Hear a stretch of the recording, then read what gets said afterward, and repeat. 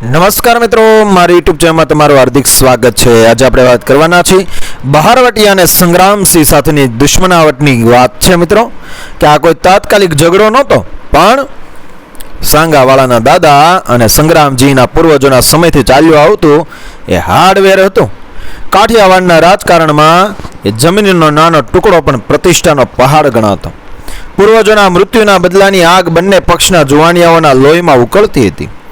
મુખ્ય વિવાદ બે રાજ્યોની સરહદ પર આવેલી કાળી ભોમકા એટલે ખૂબ જ ફળદ્રુપ જમીનનો હતો।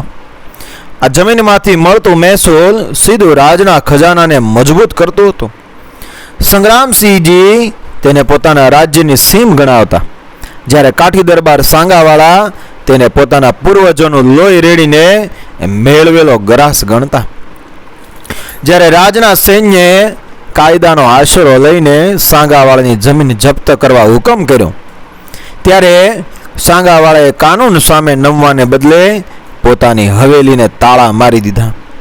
તેમણે પોતાના ભાયાતોને ભેગા કરીને કીધું કે રાજની બેડીઓ પહેરવા કરતાં ગીરમાં ભૂખ્યા રહેવું વહાલું।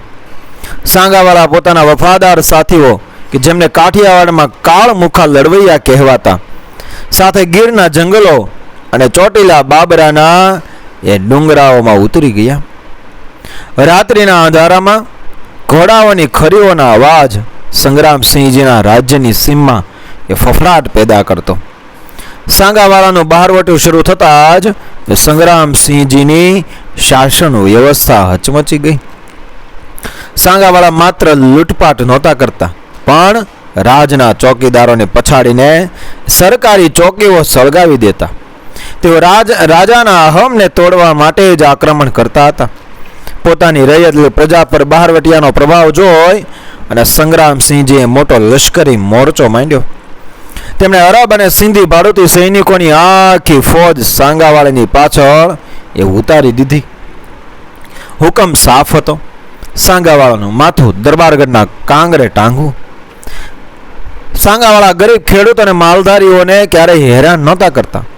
તેઓ ધનિક વેપારીઓ અને રાજના અધિકારીઓને એ લૂંટીને ગરીબોના ઘરમાં અનાજ પહોંચાડતા। આના કારણે ગામડાની પ્રજા એ છુપી રીતે સાંગાવાળાની ગુપ્તચરી કરતી અને રાજના સૈનિકોને ખોટા રસ્તે ચડાવી દેતી। વેરની જ્વાળા એટલી વકરી કે સાંગાવાળા અને સંગ્રામસિંહજીના સૈન્ય વચ્ચે વારંવાર છૂટા છવાયા ધીંગાણા થવા લાગ્યા। ખેડૂતો હળ બળદ લઈને સીમમાં જતા ડરતા। વસંત ઋતુમાં પણ ધરતી ઉજળ ભાસવા લાગી અને કુવાઓ વણ વપરાયેલા પડ્યા રહ્યા। લશ્કર પાછળ થતો અંધાધૂંધ ખર્ચ અને સીમમાંથી બંધ થયેલી આવકને કારણે સંગ્રામસિંહજીનું રાજ્ય દેવામાં ડૂબવા લાગ્યો। દરબારી કારભારીઓ ચિંતામાં પડ્યા કે જો આ બહારવટું હજી 2 વર્ષ ચાલશે તો રાજના સૈનિકોને પગાર ચૂકવવાના પૈસા પણ નહીં બસે। રાજકોટમાં એ બેસતા બ્રિટિશ પોલિટિકલ એજન્ટ સુધી આ અશાંતિની ખબર પહોંચી।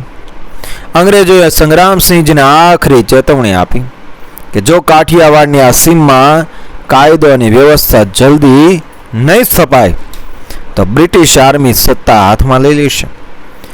સંગ્રામસિંહજી માટે આ આબરૂનો સવાલ હતો। જ્યારે બધી બાજુથી અંધકાર દેખાતો હતો, ત્યારે પંથકના ચોરા પર એક મુત્સદ્દી સફેદ મૂછોવાળા અને 70 વર્ષના અનુભવી આતા એટલે પટેલ વડીલ ઊભા થયા। તેઓ કડવા લેવા પાટીદાર સમાજના એવા અગ્રણી હતા કે જેમના ન્યાય આગળ ક્યારેય કોઈ આંગળી એ નહોતું ચીંધી શક્યું।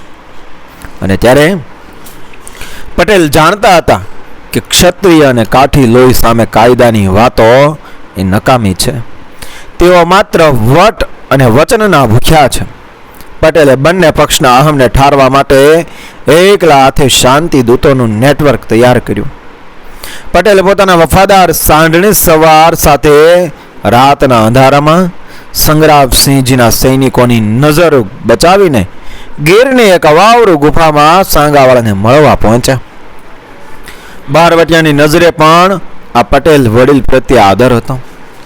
પટેલે સાંગાવાળાની આંખોમાં એ આંખ પરોવીને કીધું, દરબાર, તારી બહાદુરી માથે તો આખું કાઠિયાવાડ હોવારી જાય, પણ વિચાર કરજે, તારી આ તલવારના લીધે કેટલાય ખેડૂતોના દીકરા અનાજ વિના મરે છે. વેર વાવશો તો આવનારી પેઢીઓ ઝેર લણશે. સાંગાવાળાનું હૈયું એ પીગળ્યું. સાંગાવાળાની નમ્રતા લઈને પટેલ સીધા સંગ્રામસિંહજીના એ ભરી સભામાં ગયા. શરૂઆતમાં સંગ્રામસિંહજી ગુસ્સે થયા કે એક સામાન્ય ખેડૂત બહારવટિયાની ભલામણ લઈને આવ્યો છે. તેમણે તલવારની મૂઠ પર હાથ મૂક્યો. રાજાના ક્રોધ સામે સહેજ પણ ડર્યા વગર પટેલે દરબારગઢના થાંભલા ગજવતા કીધું, બાપુ તલવાર મ્યાન કરો. રાજા તો પ્રજાનો બાપ કહેવાય. દીકરો કદાચ કુપુત્ર થાય પણ બાપ કબાપ ન થાય. સાંગાવાળા તમારા ભાઈ સમાન છે અને એને ફાંસી આપશો તો ઇતિહાસ તમને માફ નહીં કરે. સંગ્રામસિંહે શંકા વ્યક્ત કરી. જો હું માફી આપું અને સાંગાવાળો ફરી દગો કરે તો? ત્યારે પટેલે પોતાની માથેથી અસલ કાઠિયાવાડી પાઘડી ઉતારીને રાજાના ચરણોમાં મૂકી દીધી અને કીધું કે જો સાંગાવાળો એ વચન તોડે તો મારી આ 7 પેઢીની આબરૂ અને જમીન રાજની. આનાથી મોટો કોઈ કોલ નહોતો. બંને પક્ષો સંમત થયા. પછી કોઈના રાજ્યમાં નહીં પણ નદીના વહેણ વચ્ચે આવેલા એક તટસ્થ પટમાં એ મોટો ચોરો બનાવવામાં આવ્યો. બંને તરફના હજારો હથિયારધારીઓ શંકાની નજરે એકબીજાને જોતા ઊભા હતા. વચ્ચે માત્ર પટેલ બેઠા હતા. સાંગાવાળા પોતાના અશ્વારોહકો સાથે સભામાં આવ્યા. તેમણે પોતાની પુખરાજ જડેલી અસલ તલવાર સંગ્રામસિંહજીને આપવાને બદલે મધ્યસ્થ પટેલના હાથમાં સોંપી દીધી. આ દ્રશ્ય જોઈને સભામાં હાજર સૌની આંખો ભીની થઈ ગઈ. પટેલના ઈશારે સંગ્રામસિંહજી પોતાની ગાદી પરથી નીચે ઉતર્યા. તેમણે સાંગાવાળાને એ છાતી સરસા સાંપ્યા, ગળે લગાડ્યા અને કીધું કે દરબાર, આજથી એ આપણું વેર નદીના પાણીમાં વહી ગયું. સંગ્રામસિંહજીએ માત્ર મૌખિક માફી ન આપી પણ રાજના રાજકવિને કારભારી પાસે તામ્રપત્ર મગાવ્યું. એ જ સમયે કાળી ભોમકાની અડધી જમીન એ સાંગાવાળાને જાગીરમાં કાયમ માટે લખી આપી અને બાકીની જમીન એ ખેડૂતોને સોંપી. સંગ્રામસિંહજીએ ઉદારતા દાખવીને એ સાંગાવાળાના જેટલા પણ સાથીદારો એ જુદી જુદી જેલોમાં બંધ હતા તેમને સન્માનપૂર્વક મુક્ત કર્યા અને તેમના પરના તમામ સરકારી કેસો પાછા ખેંચી લીધા. સમાધાન સફળ થતાં જ સંગ્રામસિંહજીએ મધ્યસ્થ પટેલને એ રાજના સર્વોચ્ચ સન્માન માનપત્ર અને સોનાના કડા ભેટ આપવા ચાહ્યા.